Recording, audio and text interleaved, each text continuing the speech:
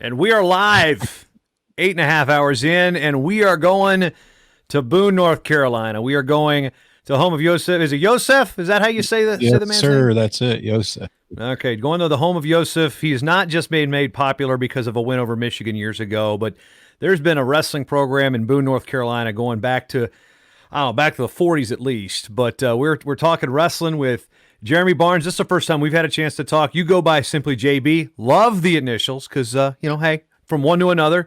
But you are the host of The Grind, talking about Appalachian State Wrestling, and this is something that I'm really intrigued to hear your story about how not just you got into podcasting, but how you discovered App State Wrestling. So let's just start there. How did you discover App State Wrestling? Yeah, it's my alma mater, so it was pretty easy. Obviously, as you said, a lot of people know Appalachian State and the brand from the win over Michigan just a few years back in football. But our wrestling program is, I would dare say, even more successful. So, great brand. Obviously, when you're a school that's a football school like we are known for, it can be a little bit of a challenge to get the wrestling name out there. So that's going to school here. Still living in the high country. We live just down the road from Boone in Blowing Rock, North Carolina. Great program, great brand. Coach John Mark is an excellent guy to work with. Great student athletes, and that's really what piqued my interest in the program. I'm originally from Michigan, and just like I tell a lot of people, wrestling in the Midwest is like basketball is in North Carolina. Here they roll you out on a basketball court with a ball in your hand as soon as you can walk. In those Midwestern states, it's a wrestling mat. So I think that wrestling here kind of gets overlooked a little bit, just because of the area that we're in, and we're competing with a couple other sports. So that was really the premise behind it all.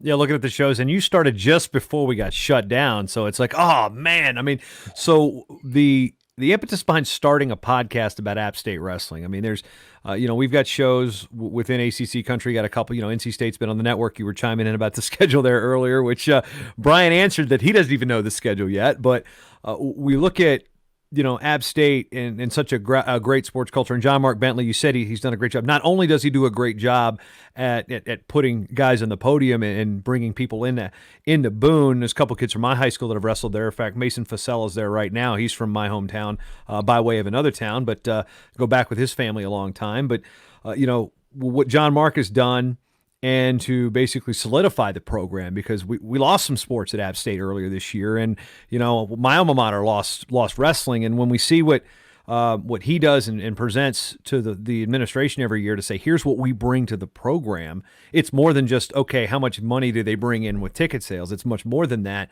and then there's the performance, there's the conference championships, there's the pride that goes along with being a Mountaineer. So explain the understanding of what you've learned more about wrestling from an App State standpoint and doing this show in the last couple months. Yeah, so just being completely transparent, I don't know a damn thing about wrestling.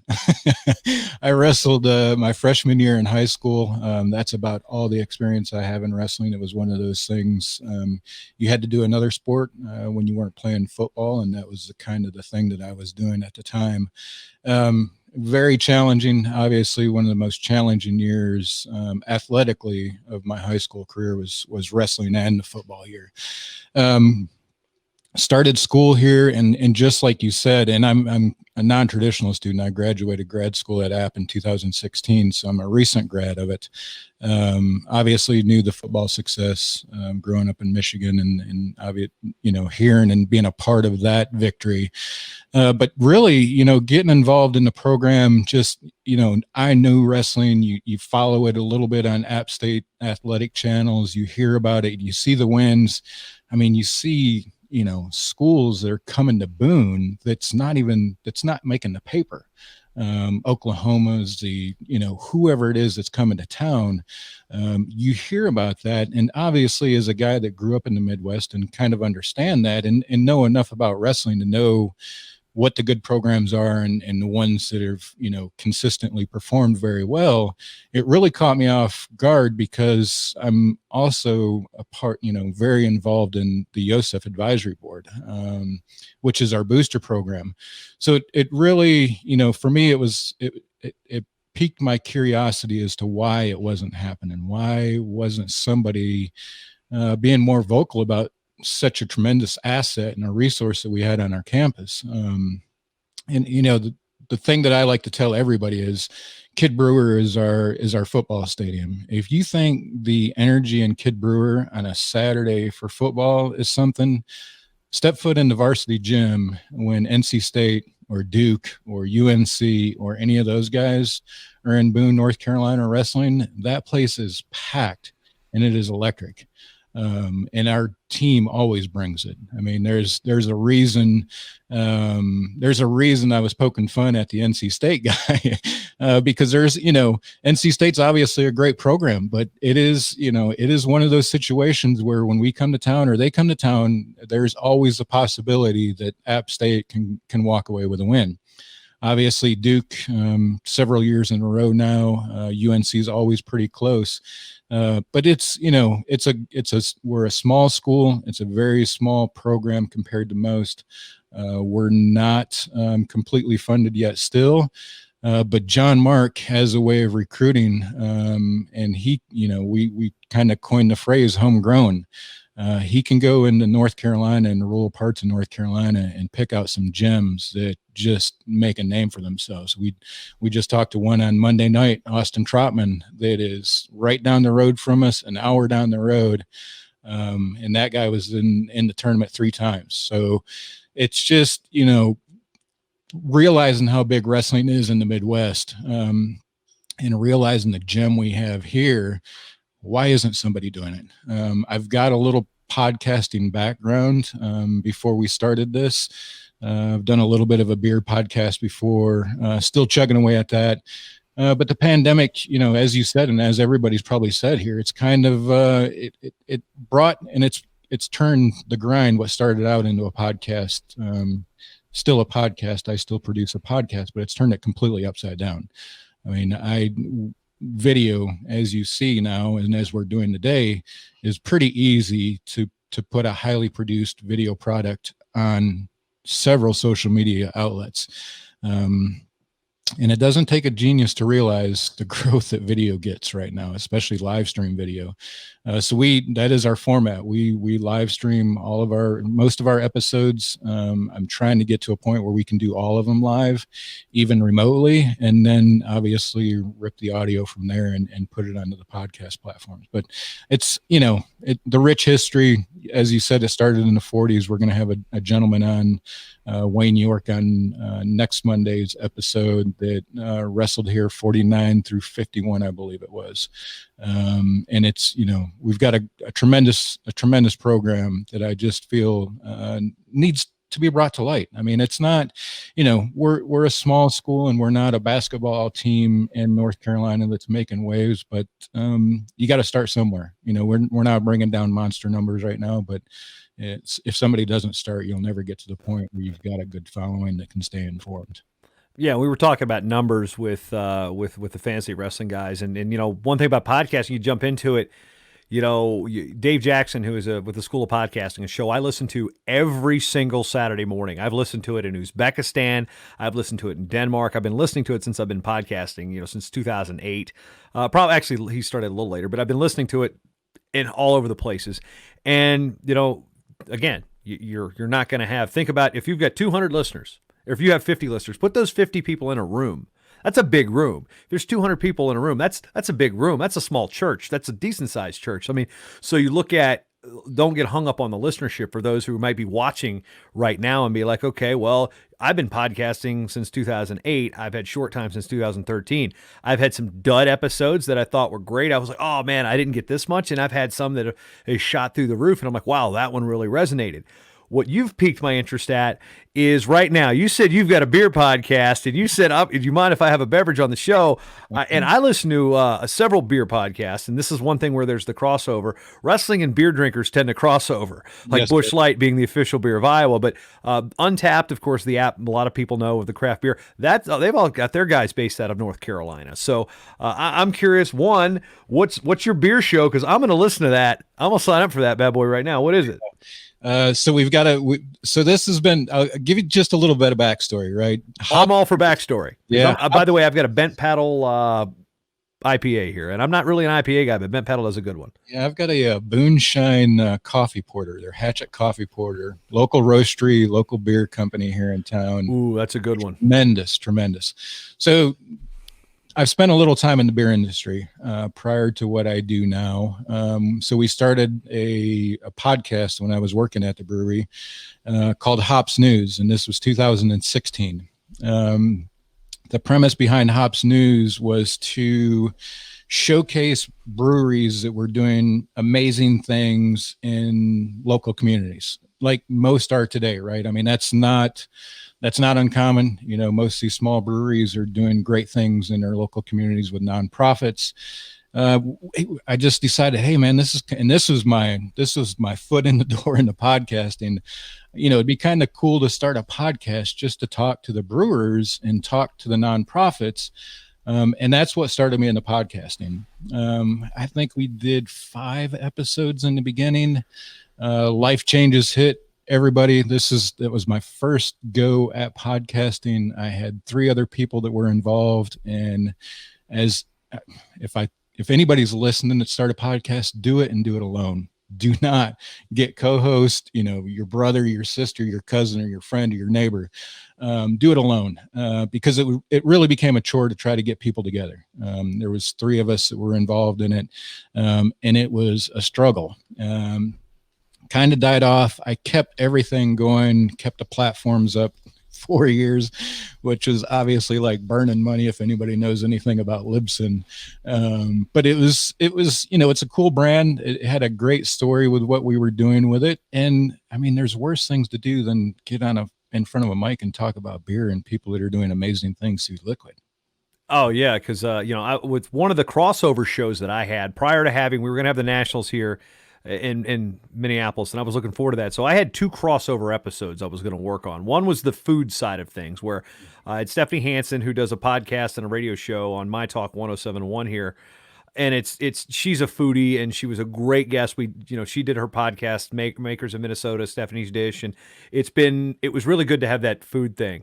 Then I separated that from the craft beer, because this bar was built for guests in Minnesota craft beer. Now, being from Virginia, I know we've got some really good breweries there. North Carolina is up there with the quality of breweries. Same here with Minnesota. So I was going to bring those things together. So I went on the Minnesota Beer Cast and did a collaborative, collab, we got, Modern Times and all those, the breweries that are, doing all sorts of things around the country. And it's like, okay, I got my collaborative.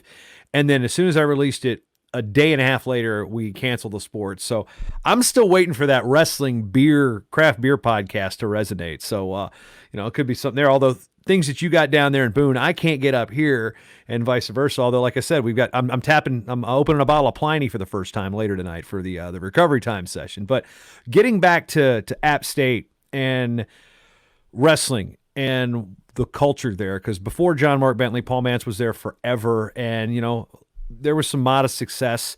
But when you bring up Austin Trotman, who knocked off Joe LeBlanc, who was the 1 seed at Nationals that year, really kind of became a little bit of one of the guys people wanted to watch. And him and Kyle Blevins placed. And he's an Oklahoma kid that came into Boone, North Carolina. Opportunities. I mean, he's a guy that probably could have been on the team and done pretty well at Oklahoma or Oklahoma State, but maybe because he was behind those guys, he never had a chance to start, for example. He looks at App State, gives him an offer, and makes something different. Now he's coaching. I mean, Trotman and Blevins were 2 guys that stand out. But then you've had, guys like Matt Zovitowski. God, his name is screwing me up right now. Yeah. But you got kids like that come through. And then you've got, Cody Russell. His brother Sean, people know him from Edinburgh, University of Minnesota. Mm-hmm. There's so many different stories to tell. And one of your most recent shows, Randall Diabe, like, I didn't know a lot about this guy, and you really did a good job at peeling back the onion in terms of like what this kid went through, and just deciding to focus on wrestling, and just what I loved about it is I found that his whole demeanor, and you know what, part of it's that Southern twang, man. When you hear somebody speak so eloquently and so gracious about a sport and do it with a little Southern accent, it takes me back home a little bit. So it's one of the shows that since I discovered it, you sent something to me a couple weeks ago, and I realized I had seen it a little bit before. It was really good to go back and listen to some of those shows. So what do you get out of the storytelling aspect of it, I guess, when talking to guys like Randall? Yeah, so if you watch the last show with Austin Trotman, obviously I understand and appreciate my strengths and weaknesses, right? I can't talk X's and O's in wrestling. A lot of the program is still pretty new to me, but I know a little bit of obviously the more recent guys and kind of where they've come in the past couple of years. But I've recently made a great connection. A good friend, him and I have been friends for a couple of years now. Is from the program. Dominic Parisi was a scholarship wrestler for App State for 4 years. So we did a show for him, and we announced that he's coming on as a host and being a part of the grind. And he did the Austin Trotman show. I was able to sit behind the technology and produce it, which is fine with me. And I absolutely love that show. But for me, and this is very much what I want to accomplish, is showcasing the talent. Jonathan Milner, I don't know if that name rings a bell to you. A local kid, another homegrown kid from North Carolina, started wrestling in high school. And I'm going to tell you right now, if he would have wrestled in Minneapolis, we're not responsible for what he would have done. Great kid. I am completely jacked about what he's going to do this season, but nobody knows his story. We see a lot of these kids, and we see a lot of the stories that are coming out of the Midwest and these powerhouse schools. And we hear about, they started wrestling at 3 or 4. John didn't take to the mat until high school, and that kid is wearing people out on the mat. And I think for me, it's just telling those stories. And I said it in the beginning, I'm involved in the Yosef Club, which our whole goal and mission is to raise money for scholarships. When you can see a kid come out of that and deal with some of the things that he dealt with in his youth, and to all of a sudden be a guy that's wrestling for, Appalachian State University as a starter, and, qualifying to go to the NCAA tournament, and, winning the conference championship. And, you add on to you ask that kid if he would have thought that he was in this position 4 years ago, he would have had no idea. But being able to share those stories, like you said, Randall Diabe is another one. Denzel's another one. We have a list. There's probably a list as long as my leg of guys that's wrestled for Appalachian State Wrestling that could fall into that criteria. And that is really, if we're not doing it, one thing I will say about podcasters and putting this medium into digital space, if we're not doing it, nobody's going to. I told John Mark the other day, I said, man, I get that, we're not the biggest and we're not reaching huge numbers and all of that. I said, but that, what the impact that we can have in 20 years when somebody that's, Randall's grandson Googles his name and sees a podcast episode up of his accomplishments and where he came from, that is where, that is when it's worth it for me. It definitely can't be for the instant gratification. Obviously, especially being a smaller program that we are, we don't have that following like the Iowas and those groups do. But, for me, it is just about getting this out there. And that's, where we don't have a website right now. But a big part of what I'm trying to do there, or hope to do, is digitize the history, archive the history. There's a gentleman in town that's got totes just filled, like a room filled with old photos, a lot like the one that I posted of Wayne York, rosters, outcomes, newspaper articles, and stuff like that. That's not even digitized. It's not archived anywhere. So that's a big part of it for me. Is obviously being able to be the medium that we can showcase. Do a coach's show. Coach, who do you got coming to town this week? What do we expect? Who's going here? What's the team doing currently? But also be able to archive our history, whether it's the wrestlers or the program, is very important for me because if we're not doing it, who's going to do it for us? When we look at some of the people you've had on the show, Ian Miller just came on board, and that actually kind of broke the news. Really, it wasn't a thing out there, and I mean, it kind of almost. I think you got ahead of the press release a little bit. But what did you learn about Ian Miller with that show that's got you excited about him coming on board? Dude, that's a hammer coming to teach hammers. I mean, Ian Miller's exciting for me. That's a young coach. Obviously, the story, what I told Ian is, hey man, you're coming in to fill some shoes with two head assistants that left to take head coaching jobs. Those are some big shoes to fill, but looking at Ian's past, he is not, he's not just a guy that walked off the street and started wrestling or is just happenstance across this job. I mean, he is very well qualified. He's gonna walk into a wrestling room with a lot of guys that have a lot of expectations for him. But he's been there and done that, and I think that that's important. And nothing against anybody else, but it's a great fit for our program. We've been very successful. We sent 6 guys last season, tied a record for us.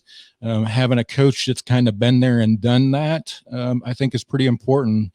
Because if you go back and listen to a lot of our episodes, especially these guys that qualified and stepped on the stage and took to the mat, the first thing that they will tell you is they were overwhelmed. Their first trip, I don't think I've talked to any of them that haven't said their first trip was completely a mind screwing, for the lack of the better word. Really got to them mentally. They just weren't in the right spots, didn't have it all together. But I think having a coach that's kind of been there and done it and been a part of that process, and not to say that, the other coaches haven't been, but I think you have a guy now in Ian Miller that's been there a few times. I think he can share some of that anxiety that may have been happening in that wrestling room for those guys who were making that trip, and hopefully, get some guys that end up finishing some big events like Austin Trotman. I mean, I know there's guys in that wrestling room that are very capable of doing it. But as we know, I don't have to be a collegiate wrestler to know that a lot of that game out on that mat is just a mental game. Winning that mental battle is, half of the battle. The other half is physically and technique when they hit that mat. So I think he's going to be a great fit. It's Boone, North Carolina, kind of the type of people that wrestlers end up loving Boone, North Carolina. So I think he's going to be a pretty good fit for our program. Now, one thing that you've got to us, and if my eyes aren't mistaking me here, it looks like you've got some green screen going on back there. I see the Heil PR40. Mm-hmm. You got the boom mic coming on. It just looks crisp, and that's one thing we haven't talked about yet. In 8, almost 9 hours, nobody's popped up with a green screen yet. Here you are. So, explain that technology and why you bring it to the video side of the podcast. I bring it here because I'm sitting in basically a closet. Like most, we've got some ambitions for a studio, and we've got a space that we're working on right now to give us a little bit more room. I can't say much about it today, but we do have some bigger ambitions outside of just streaming some talking head content. We're in talks with the athletic department right now to hopefully help their production for the wrestling matches. So we're going to move into a little bit bigger space and kind of stretch out a little bit, but also, I do some other production outside of the grind, as I said, with Hops News. So it makes it pretty easy to be able to switch back and forth. I can throw up a beer background and, there's beer in the background or whatever it may be. So I got wrestling and beer in the background. I'm good there. I got some old school, I got my old school sports, got the, I'm happy with my space, and I got it definitely sound treated. And I've thought about green screen. I'm thinking like, do I bring then I'm like, why do I want to hide this space? This is great. Yeah. Now, awesome space. we get to, again, as we wrap up with the tech side, because I'm about to take a dinner break for the first time in 9 hours, is the editing software. What are you using? Are you using, you doing video? So Ryan was talking about things that he used at Hindenburg, and then other people talking about using Final Cut Pro and whatnot. So what are you doing your video with? What are you doing your audio with? How are you polishing things off to upload them? Yeah. So obviously when you do audio and video, the easiest thing for me was just to go with all Adobe, right? It's not the cheapest tool in the town, but when you get used to one Adobe, whether it's After Effects, audio, Photoshop or Premiere, whatever it may be, Premiere Pro, whatever that it may be. Once you kind of get used to one of them, and we in our show we do a lot with graphics, and we have some animated graphics, so we use After Effects and that sort of thing. So I think once you get used to that, it's just easier to run with it, and that's what we use for pretty much everything. Podcast, obviously, as podcasters know, an hour of talking into a mic is 2 to 3 hours of post-production generally. Now that I'm tuning in a live feed or a live stream, I literally just rip the audio out. I'll clean it up with some denoise. I'll amplify it. I'll maybe do some space reduction if there's a long pause in there. But really that's about it, man. And it has saved a ton. I think once you get to the point where you can produce a live stream and keep people engaged, your audio part of it and the podcasting part of it just becomes so much easier. But we try to keep it simple. Obviously with some of the graphics and some of the things we do, want to get to the point where we can throw some videos up in the actual stream and talk about some matches and that sort of thing. But having a host, having Dominic coming on board the team and me being able to sit behind a computer and produce will be a ton easier. But really it's, just trying to get it streamlined. For me, producing a couple of different shows is pretty important. As we wrap up there, I mean, you're taking me into my dinner break, so I know it's been. I don't want to say it's strange, but it's just been really enlightening to see, again, somebody coming from. I mean, you said you wrestled in high school, but I mean, give yourself a little bit more credit for what you know about wrestling, because I didn't wrestle very long in high school either, and fake it till you make it, right? But what I love about your show and what I love about what you're doing is, again, it was the passion for the sport and it's a passion for school. And, granted, I've made this my business in regards to what, I started with my alma mater. Now, granted, my alma mater's leadership shown them to be complete idiots. So we won't go down that road right now, but I could speak on that for hours. But just to see that, and then to get the buy-in from Coach Bentley, because some people can be protective, like, I don't know, but there's a passion there for wrestling. There's a passion there for your university. There's a passion there from your coaching staff to buy into what you're doing. So that's one thing that, again, to the people out there listening, if you want to do a show with a school, it doesn't, I mean, my model is like, I've got them as clients. That doesn't have to be the model.